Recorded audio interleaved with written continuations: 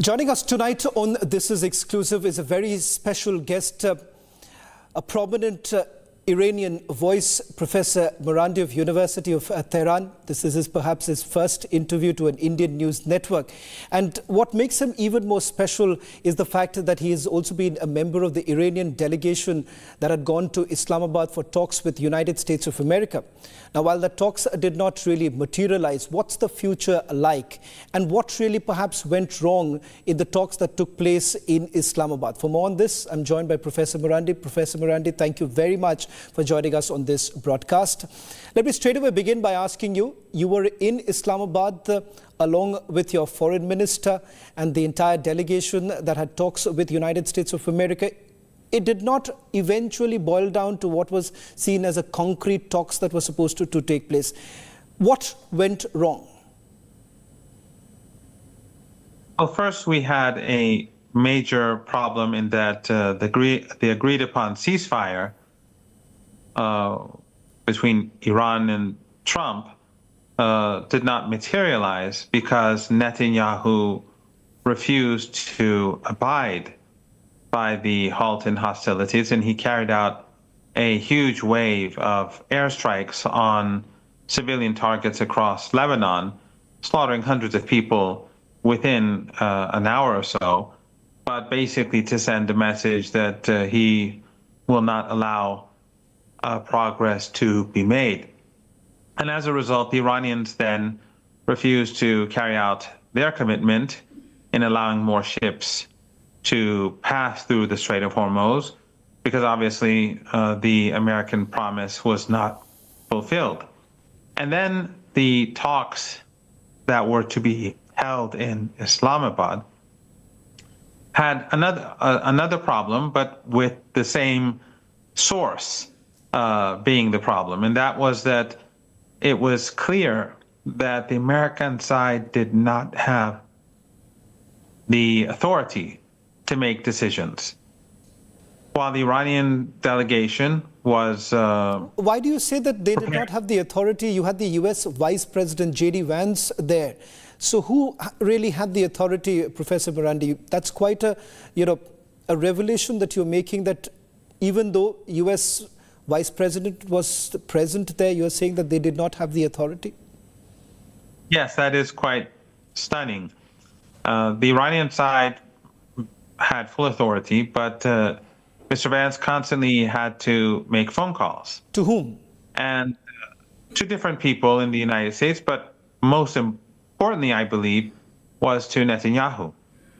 And Netanyahu later said that Vance would report to him, and which is an astonishing word to use, that the Vice President of the United States would report to this small, tiny country or entity in the West Mediterranean. But he said Vance, as well as other U.S. top officials, reports to him daily. So obviously, the lack of authority comes from the fact that they have to abide by the wishes of the Zionist lobby and the Israeli regime. And that is consistent with what the counterterrorism chief Joe Kent wrote in his resignation letter. And as we all know, he was an appointee of Trump. He said the reason for this war in the first place was because of the Zionist lobby and Israeli regime. So it was indeed the Zionist lobby and Israeli regime that was preventing Iran and the United States from being able to move forward.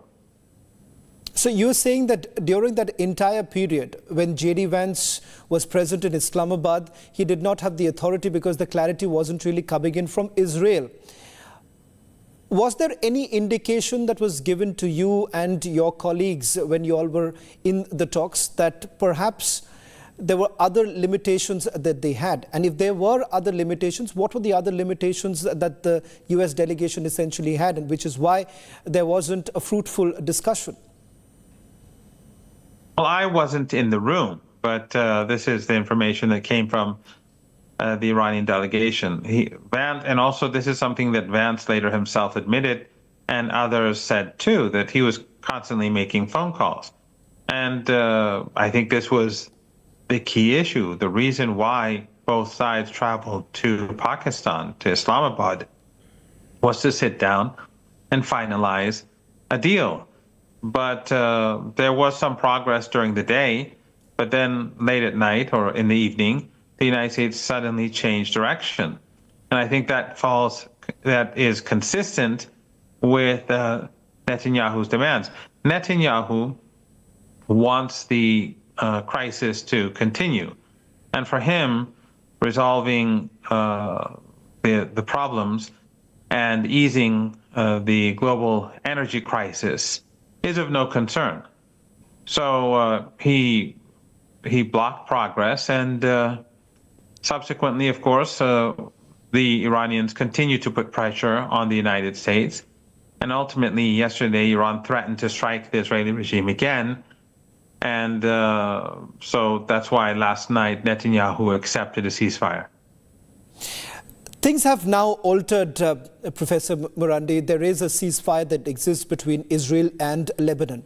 Would that really change the contour of the discussions that are likely to take place? Because we're given to understand that there is a possibility of a second round. Do you believe that there will be a second round post the ceasefire that basically ends in the coming week? It's hard to say. Obviously, the ceasefire is important, but we'll have to see if all the conditions are met, because there was an agreement, and that agreement has to be implemented. From the very start, Netanyahu tried to wreck it through his assault on Lebanon. But now we'll have to see if the other elements of the agreement can be enforced. I think it's possible, but again, that would be speculation. Who knows what the Israeli regime will do today, or in the coming hours, or in the coming days, to wreck any chance for... You don't trust the Israeli administration at this point in time. You don't believe that they are serious about a ceasefire. They wouldn't want a ceasefire to be there. They would want the war to continue. Yes, absolutely. And again, that goes back to what Joe Kent in his resignation letter said, that this war is all about the Israeli lobby, that it's not in the interests of the United States.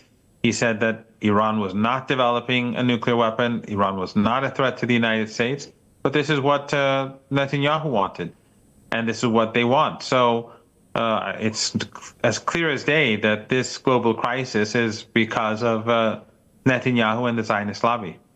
Professor Morandi, I want to perhaps shift the focus to the other sticking points as far as the ceasefire is concerned. One, the right to nuclear enrichment, and the second is control over Strait of Hormuz. Let's begin with the nuclear enrichment debate. When I spoke to the Supreme Leader's envoy to India, this was the day when the ceasefire was announced, I was essentially told by Dr. Elahi that Americans had accepted the ceasefire conditions, the proposal that was basically floated by the Iranians, which basically included the right to enrich nuclear. How do you really look at this particular issue? Has there been a change in the Iranian position, or is there any sort of an adjustment would the Iranians really do at this point in time as far as nuclear enrichment is concerned? The Iranians will never give up the right to nuclear enrichment, and that is a red line. And we've shown that we will not accept that through persevering through years of sanctions and war and assault and aggression and terrorism. So that is out of the question. Is Iran willing to do a deal where there's IAEA presence in Iranian nuclear installations with cameras and experts moving back and forth? Of course. And we already had that in 2015. It was Trump that tore up that deal foolishly and pushed the world towards this crisis. But Iran is willing to move in that direction again, and to have the sort of cooperation with the International Atomic Energy Agency that would fulfill any or resolve any concerns that the U.S. may have. But to be very blunt, the nuclear issue is an excuse. Joe Kent, again, in his resignation letter, said Iran is not developing a nuclear weapon. And Tulsi Gabbard had also said the same thing earlier under oath. So the nuclear weapon, terrorism, and all other accusations that are constantly made against Iran are basically excuses in order to harm Iran, because the Israeli regime and its supporters in the United States are inherently hostile towards the country, and they want full domination of West Asia, and that is not going to happen. I want to now, go back to the talks that were taking place, Professor Morandi, in the month of February. And the indication that came in at that point in time was there was an adjustment, there was an understanding with the United States of America. And some European countries have basically expressed their fear that if Iran continues to build nuclear weapons, it's going to be a threat in the entire region. What is it that you're going to tell those European countries who may not have supported Trump's war, but they are wary of, if at all, Iran continues with building nuclear weapons? Well, Iran never has had a history of building nuclear weapons. The International Atomic Energy Agency has said that often, that there has been no evidence to show that Iran at any point in its history has been attempting to develop nuclear weapons. Anyone can go to their website and see for themselves. It's easy to access. But in addition to that, as I said earlier, the issue of the claim of producing nuclear weapons is basically a tool. It's a ploy. It's a means to put pressure on Iran, and that all comes from the Zionist lobby. The Israeli regime's prime minister has been saying for over 30 years that Iran is months away from producing a nuclear weapon. So for 30-some years, he keeps saying Iran is months away or a year away from producing nuclear weapons, and that just goes on forever. So it's clear that this is not about nuclear weapons. It is about Iran's independence and Iran's support for oppressed people, like the Palestinians, like the Cubans, like the Venezuelans. And Iran is not going to allow the Palestinian people to be exterminated. And I think people in your country have a very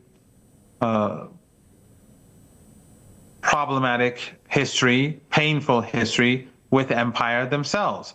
And they appreciate what has been imposed on the people of Gaza, on the people of the West Bank, and on all the Palestinian people who are subjugated by a group of people who came from Europe. I think that resonates among many in your country.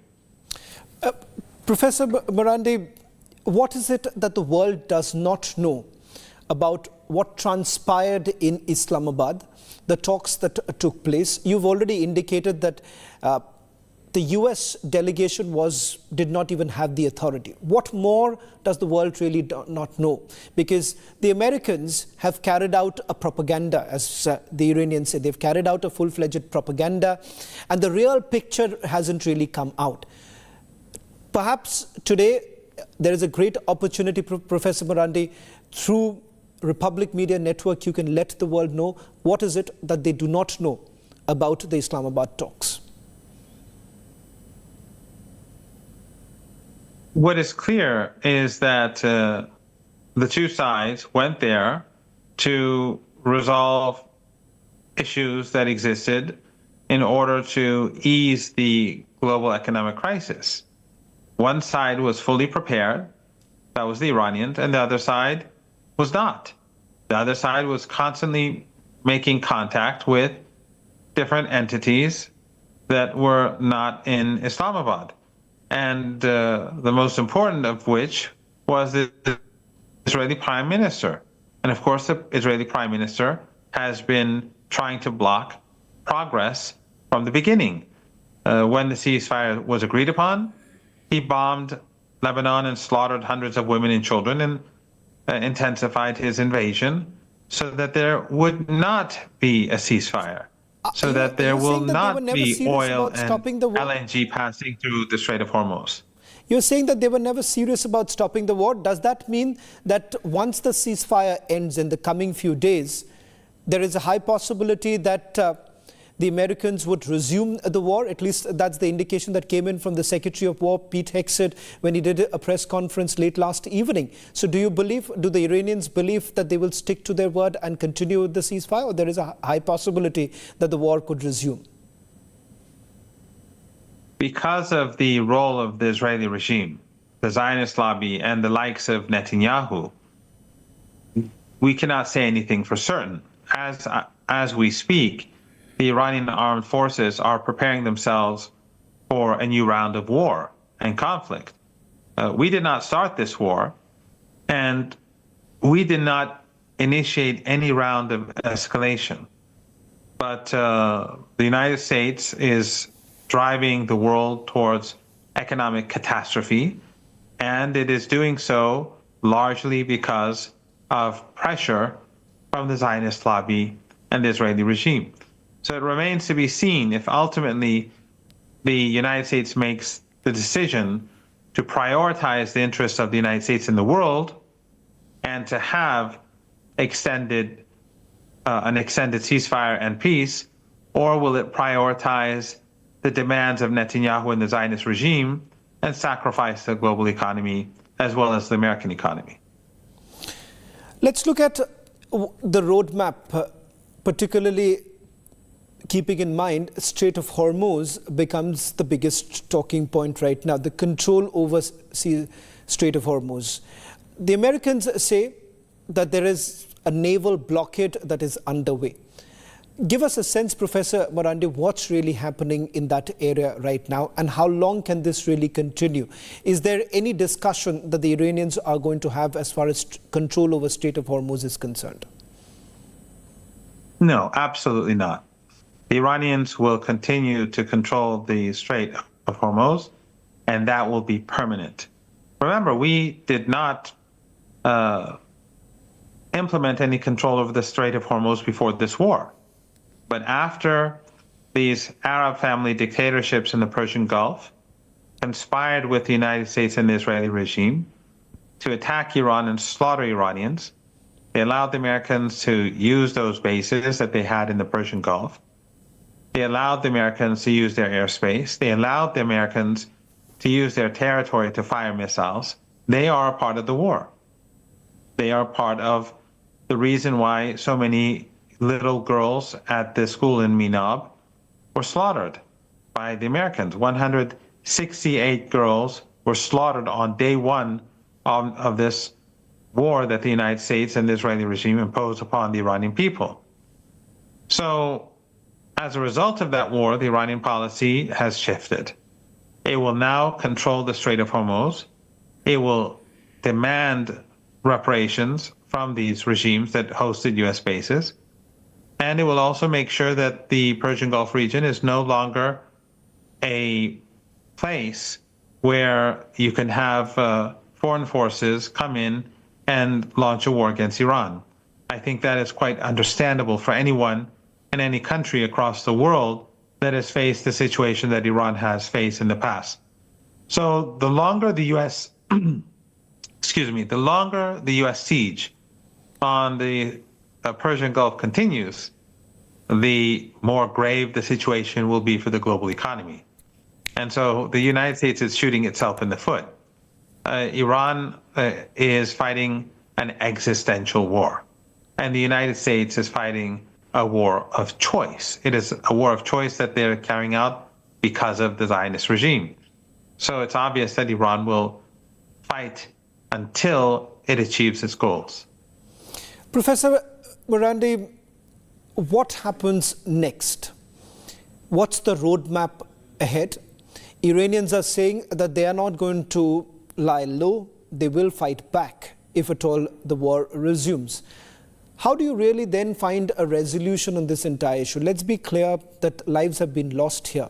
Several Iranians have, innocent Iranians have lost their lives here. So somewhere down the line, we will have to find a way to perhaps end the war. How do you really go about this? Are the Iranians looking at some sort of a global alliance particularly hoping that the Chinese, the Russians, and even India actually comes forward and helps them, take Iran out of this war? Well, Iran is very much prepared to continue this war on its own. And as we've seen during the 40 days of war, Iran has successfully defeated the United States. It was not Iran that started the war, and it was not Iran that sought a ceasefire. The Americans under Trump at the beginning demanded unconditional surrender, and at the end, Trump was forced to accept the Iranian 10-point plan as the plan that would be discussed at the negotiating table. So that is not a sign of victory. And of course, Iran seeks the support of people across the global south, including India, China, Russia, and others, because the Americans and the Israelis are sacrificing the entire world due to their hegemonic ambitions. They are sacrificing Indian farmers, they are sacrificing Indian businesses, they are sacrificing businesses and people across Africa and across the global majority by engaging in a war of aggression and by preventing a resolution to the problem. Right now, the situation in the Persian Gulf can easily be resolved, but there are actors that do not want it to be resolved. The more pressure countries across the global south put on the United States and the Zionist regime, the better it is for humanity. Professor Marandi, I must ask you this because you've referred to this in the past. When you were returning from Islamabad, we're given to understand there was some sort of a security threat. What was the nature of the security threat and what really happened? Well, it was around the time when we went to Islamabad that the Washington Post, a newspaper very closely associated with the CIA, put out an opinion piece that the Iranian negotiators should be murdered. And that was at a time when we were on the verge of negotiating. That sent a strong signal to Iran that the delegation was under threat. So when we boarded the plane to return to Iran, we were all thinking that there was a very strong possibility that our plane would be shot down. And to the credit of everyone in the delegation, men and women, no one stayed back. Everyone boarded the plane. No one sought an excuse to stay a few extra days in Islamabad. Everyone boarded the plane. But as soon as the plane entered Iranian airspace, it swiftly went to the city of Mashhad near the border between Afghanistan and Turkmenistan and landed there so that the Americans or the Israelis would not have the opportunity to shoot down the plane. And from there, we took the 1,000-kilometer or so trip to Tehran by land. Some of us took trains, some bus, some automobiles, but that's how it ended. So you're saying even Iranian parliament speaker, the foreign minister, and the entire delegation went back to Tehran using a bus? We flew to the Iranian city of Mashhad, and then from there, some took automobile, some went by car, some went by bus, and some went by train. I went by train. So there was a clear security threat that you all had. There was a clear assessment that must have been made even by your intelligence agencies. The Washington Post is no ordinary newspaper. It is very closely associated with the CIA, and this just shows how rogue the regime in Washington has become. It wages wars, it overthrows, it kidnaps presidents, it strangles countries, and its newspapers compete with the regime in calling for war crimes. One final question, Professor Marandi, as far as the next round of talks are concerned, and what is it that the Iranians are likely to put across in terms of demands, and what is it that is non-negotiable at this stage, even after all the threats that have been made by President Trump? Iran's sovereignty. Iran will not allow its sovereignty to be undermined in any way or form. Any aspect of Iranian sovereignty will not allow to be touched. The security of Iran's friends and allies across the region have to be assured.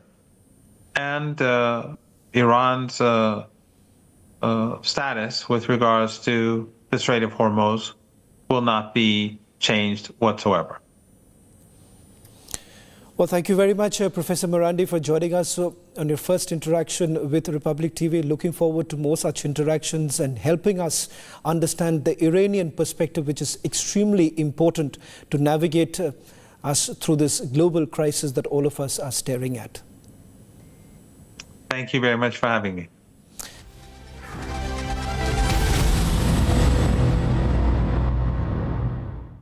Amity has been ranked amongst the top 3